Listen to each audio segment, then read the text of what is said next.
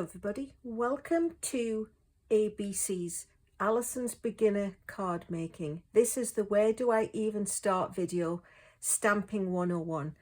I do lots of videos. I break down some fairly complicated techniques that you can do and break them down and try and measure them and make them understandable. And I had a colleague at work saw that and she said, they're great, but I wouldn't even know where to begin. And I thought, you know, that's right. All my videos are of the assumption that everybody's got all the stuff and they know what to do. In fact, one of the ones I just did recently, I cut a square out of the front of the cardstock rather than just assuming that everybody had the dies. And it was doable, but what if you've never stamped before, or you've got a few rudimentary pieces and you're not really sure how to put it all together? So I'm going to start. This is going to be more of a series than just one video because I could just go on forever. I started stamping in 1997, seriously, and I used to go into craft stores and think, wow, this stuff's fabulous. But how, what, who, what? How do you even use it? Where would you even begin? So I bought a few pieces, and this is the very first card I ever made.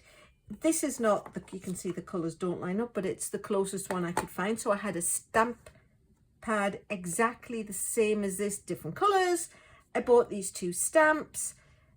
The Stampin' Up bit I got into a little bit later. I didn't have any cardstock. I actually bought a big thin sheet of poster board, cut it with an X-Acto knife and a metal ruler on my kitchen counter. This is it.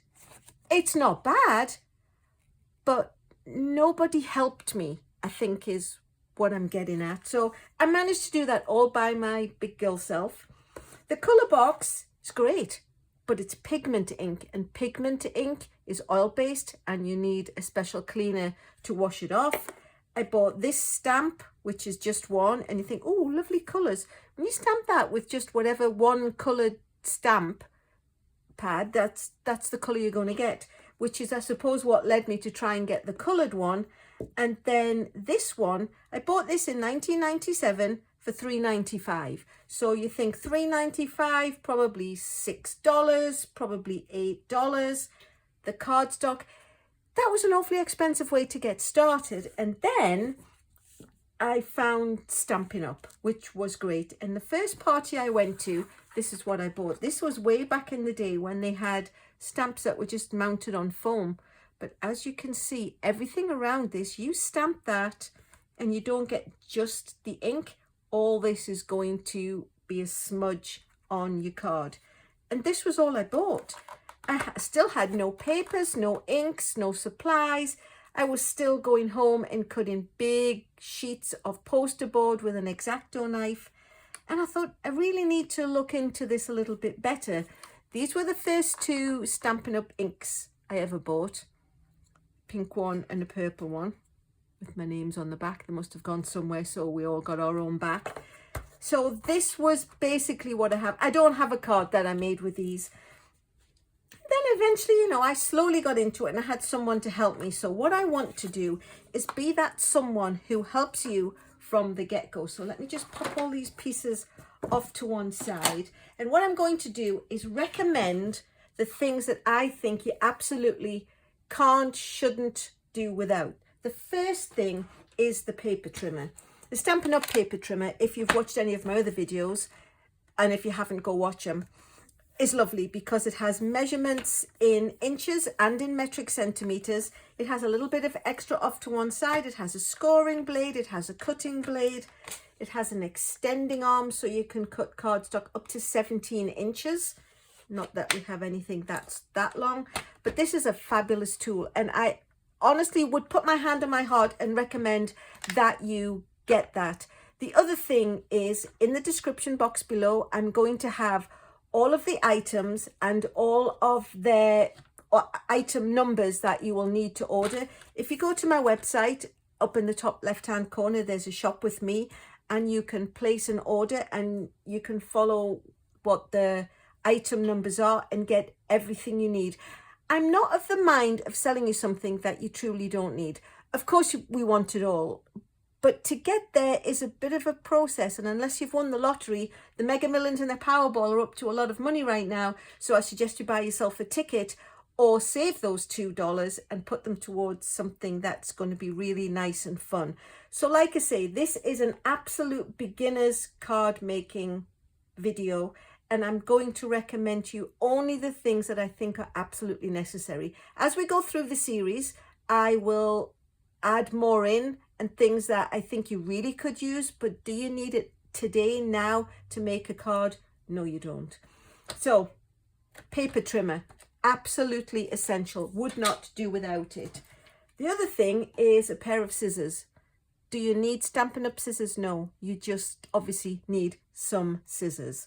So grab a pair. If it's your big kitchen shears, you don't want to use your scissors. You don't want to use scissors for ribbons that you use for paper, particularly until you want to invest in a second pair, because it can make it a little bit dull. These are my Stampin' Up! Snips, but let me tell you, for the longest time, I used these ones, I used the big Fiskars ones, a pair of scissors. Of course, I'm going to recommend that you buy the Stampin' Up! One because they're really good and they get right into the corner and they're super sharp, as some of the scars on my fingertips would attest to, but you need a pair of scissors. The next is some cardstock. So Stampin' Up! Do sell cardstocks and envelopes, and they're 5 by 3.5. But if you buy yourself a pack of basic white paper, it's 80 sheets. And if you think you cut it in half to make a standard card, that's, no, I'm lying, it's 40 sheets. You cut it in half, you're going to get 80 basic card bases out of one pack of cardstock. And I think that's a fabulous bargain. So we'll be using these in a little while. What you need next are some envelopes, or else how are you going to get all your fabulous creations to all your lucky friends? So Stampin' Up! They sell basic white, medium basic white envelopes in a pack. You get 40 of them. And again, all the codes and all the information that you need to order them. So you buy one pack of envelopes and you can use up half of your cardstock to make the bases, and then other pieces where you might want to cut layers down. The next thing I would highly recommend that you get is a pack of the Designer Series paper. This one is the brights. There's brights, there's subtles, there's regals. Really, that's a matter of choice. But you get all these sheets. There's 4 sheets of each colour. There's 10 colours, 4 sheets of each colour, and both pieces of cardstock have 2 sides to them. So really, you've got 4 patterns and you just have to choose which ones to use. And this is a really nice handy dandy little pack. You can cut layers out of it, you can cut card fronts out of it. It's fabulous and I highly recommend it. I did put on the directions below for the brights, but if you have a look at the website or in the catalogue, it will show you all the different, there's 4 families, there's also the in colours, and then you can just use the colours that you prefer. It's a personal choice, of course. The next thing you would need would be some ink pads. Now, I've got big ink pads and they look like this. But what Stampin' Up! Actually has in their catalogue is a set of 8 the little dots. Remember the dots that I said I first started with? These ones, there are 8 of them. So these were my very original ones. And the spots look like this. So I've got some of the pack. I don't actually have all of them. I've only got 5 of the colours because I tend to buy mine in the big colour. Here's the spot.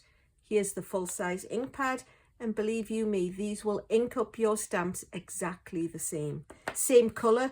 One of the best things I love about Stampin' Up!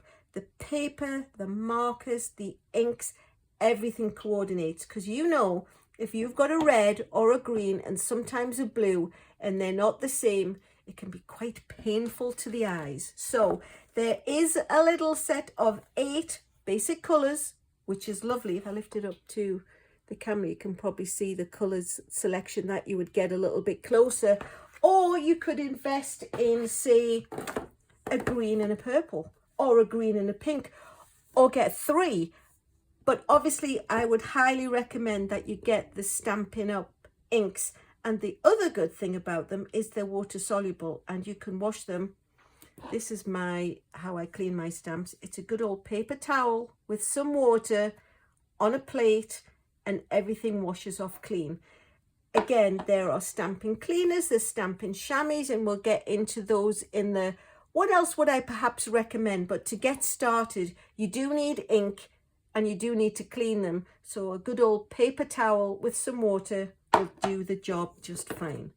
So what's next? Colours, yes, but you can't go wrong with black. It just, everything, you can stamp an outline in black, you can then colour it in. So in the Memento, it's tuxedo black, it's really nice, it's dark, it's rich. I would highly recommend that with your beginner kit, you get this, because I would be lost without it. So we've got the coloured ink, we've got the Memento ink, and the next thing you need to do if you're making layers is you've got to be able to affix them.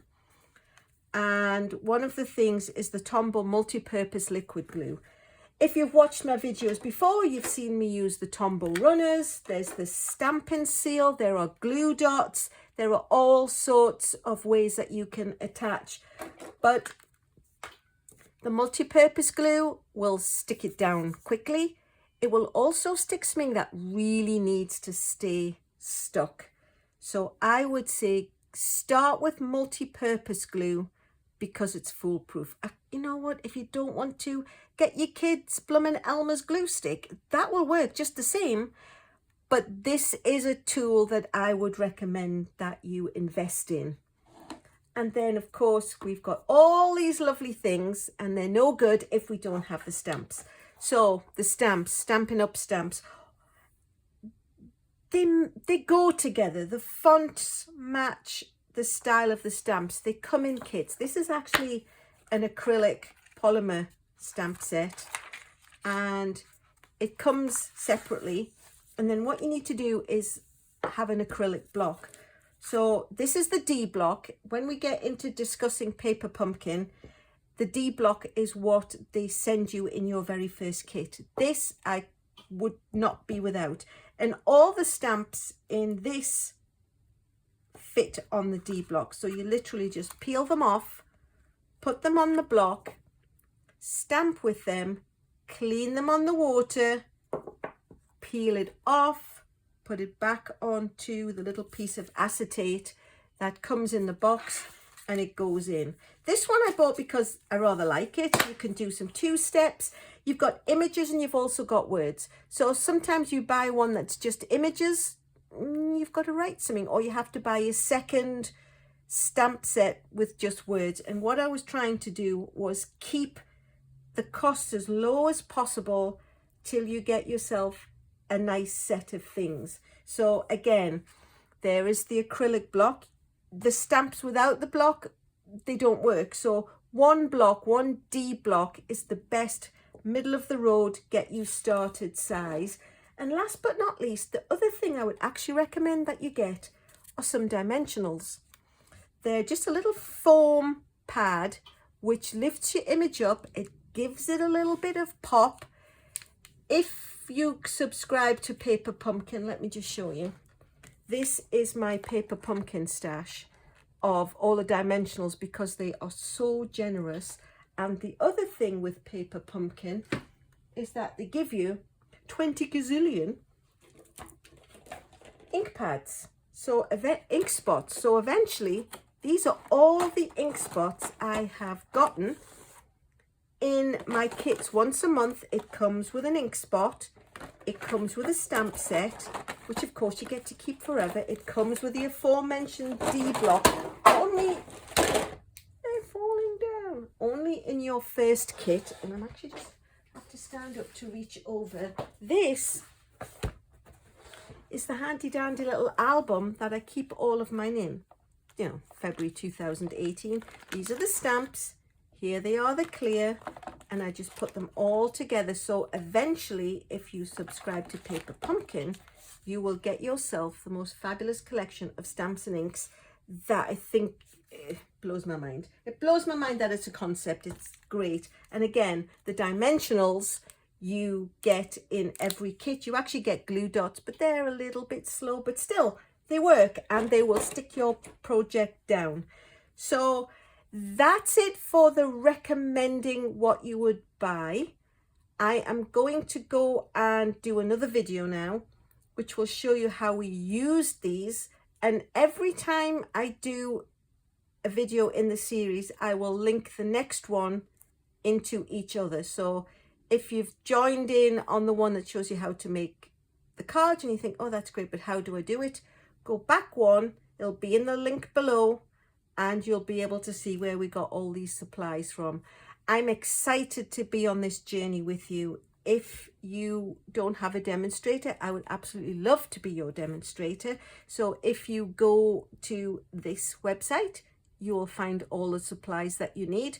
My email, if you've got any questions at all, even if you are somebody who belongs to a different demonstrator, we don't hog people, we share our knowledge. That's what stamping's all about. It's being creative, and it's just trying to be as helpful as we can for each other. So drop me an email if you've got any questions. If you're ready to dive in, go here and start shopping with the codes that I've given you below. I'm so excited. Hope I see you at the next video. Thanks for watching.